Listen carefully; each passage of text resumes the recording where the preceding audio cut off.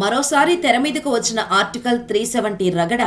అసలు ఈ చట్టంతో ఉన్న లాభాలేంటి, నష్టాలేంటి, చాలా ఏళ్ల తర్వాత మళ్లీ ఎందుకు రద్దయిన ఆర్టికల్ను పని కట్టుకుని మరీ చర్చకు తెస్తున్నారు అనేది ఈ వీడియోలో చూద్దాం. ఇండియాలో ఉన్న అన్ని రాష్ట్రాలకు భారత రాజ్యాంగం వర్తిస్తుంది. కానీ ఒక్క జమ్మూ కాశ్మీర్ మాత్రం ఇందుకు విభిన్నం. ఎందుకంటే వాళ్ళు దేశంతో సంబంధం లేకుండా సెపరేట్గా రాజ్యాంగం రాసుకున్నారు. ఒకవేళ కేంద్రం వాళ్ళ రాజ్యాంగాన్ని నిరాకరిస్తే పాకిస్తాన్లో కలిసిపోతామని అప్పట్లోనే వారు సవాళ్లు విసిరారు. దానికి చేసేదేమీ లేక అప్పటి ఇండియా ప్రభుత్వం వాళ్ళ డిమాండ్స్కు ఓకే చెప్పింది. అయితే వీళ్ళ డిమాండ్స్కు భారత రాజ్యాంగంలో ఉన్న ప్రత్యేక ఆర్టికల్స్ ఉన్నాయి. వాటి పేరే ఆర్టికల్ 370 అండ్ 35A. ఈ ఆర్టికల్స్తో జమ్మూ కాశ్మీర్కి చాలా ప్రయోజనాలు. కేంద్ర ప్రభుత్వానికి రాష్ట్ర ప్రభుత్వాన్ని విడదీసి రాష్ట్ర ప్రభుత్వానికి ఏదైనా పేరు మార్చే అవకాశం ఉంటుంది. కానీ జమ్మూ కాశ్మీర్ విషయంలో మాత్రం కేంద్ర ప్రభుత్వానికి ఈ రూల్స్ వర్తించవు. అంతేకాకుండా కేంద్రం ఏదైనా చట్టం తీసుకురావాలన్నా కూడా ఆ రాష్ట్రానిది సలహా తీసుకునే అమలు చేయాలి.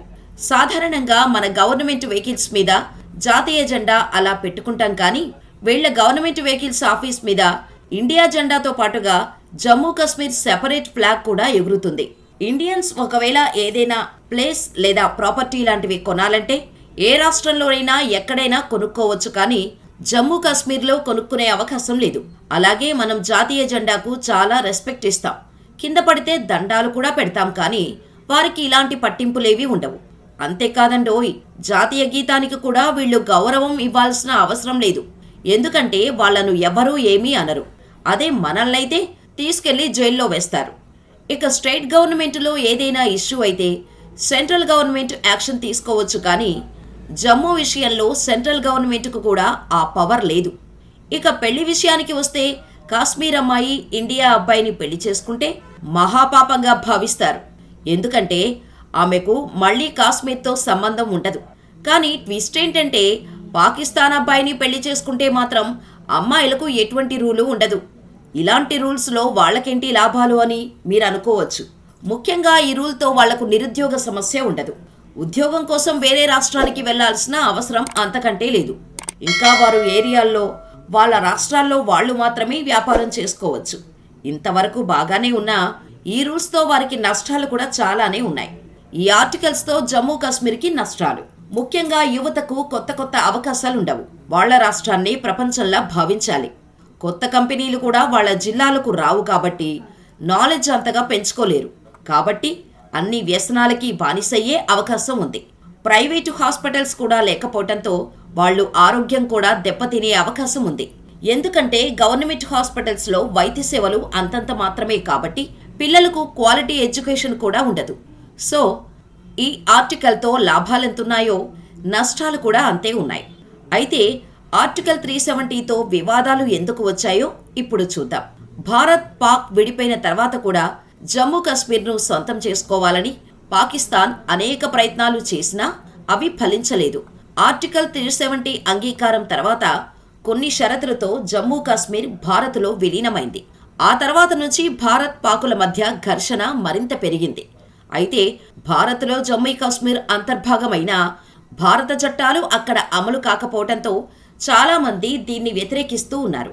దేశంలో ఉండే ప్రజలందరికీ ఒకే రకమైన హక్కులు, అధికారాలు ఉండాలనే వాదనలు తీవ్రంగా వినిపిస్తూనే ఉన్నాయి. ఈ క్రమంలోనే జమ్మూ కాశ్మీర్కు ప్రత్యేక ప్రతిపత్తి కలిగించే ఆర్టికల్ 370 సహా ఇతర చట్టాలను రద్దు చేయాలనే డిమాండ్ తెరపైకి వచ్చింది. దీంతో 2018 సార్వత్రిక ఎన్నికలకు ముందు తాము మళ్లీ అధికారంలోకి వస్తే జమ్మూ కాశ్మీర్కు ప్రత్యేక ప్రతిపత్తిని కల్పించే ఆర్టికల్ 370ని రద్దు చేస్తామని నరేంద్ర మోడీ నేతృత్వంలోని బీజేపీ హామీ ఇచ్చింది. అధికారంలోకి వచ్చిన తర్వాత జమ్మూ కాశ్మీర్ ప్రజల అభివృద్ధికి అన్ని రకాల చర్యలు తీసుకుంటున్నామని పేర్కొంటూ 2019 ఆగస్టు 5వ తేదీన ఆర్టికల్ 370ని రద్దు చేస్తున్నట్టు సంచలన ప్రకటన చేసింది.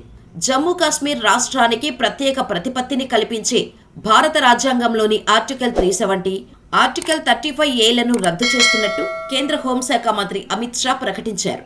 ఆ సమయంలో జమ్మూ కాశ్మీర్ రాష్ట్రాన్ని 2 కేంద్రపాలిత ప్రాంతాలుగా జమ్మూ కాశ్మీర్, లడఖ్గా విభజించారు. జమ్మూ కాశ్మీర్ను కేంద్రపాలిత ప్రాంతాలుగా పునర్వ్యవస్థీకరించడం 2019 అక్టోబర్ 31వ తేదీ నుంచి అమల్లోకి వచ్చింది. ఆర్టికల్ 370ని రద్దు చేస్తూ కేంద్రం తీసుకున్న నిర్ణయాన్ని కొంతమంది స్వాగతించగా మరికొందరు తీవ్రంగా వ్యతిరేకించారు. అయితే ఇప్పుడు మరోసారి ఆర్టికల్ 370 చర్చనీయాంశమైంది. కేంద్ర ప్రభుత్వం 2019లో రద్దు చేసిన ఈ ఆర్టికల్పై జమ్మూ కశ్మీర్ అసెంబ్లీ తీర్మానం ఆమోదం చేసింది. ఆర్టికల్ 370ని పునఃస్థాపన చేసే దిశగా చర్చలు ప్రారంభించాలని కేంద్ర ప్రభుత్వాన్ని కోరుతూ తీర్మానాన్ని ఆమోదించారు. బయట నుంచి వచ్చిన వ్యక్తులు జమ్మూ కశ్మీర్లో ఆస్తులు కొనుగోలు చేస్తున్నారు. దీంతో జమ్మూ కశ్మీర్ ప్రాంత ప్రజలు ఆందోళన చెందుతున్నారని, ఆర్టికల్ 370 రద్దు కారణంగా ఇక్కడి ప్రజలు నష్టపోతున్నారు అక్కడి సీఎంలు చెబుతున్నారు. మరి ఈ విషయంపై మోడీ ప్రభుత్వం ఎలాంటి చర్యలు తీసుకుంటుందో చూడాలి.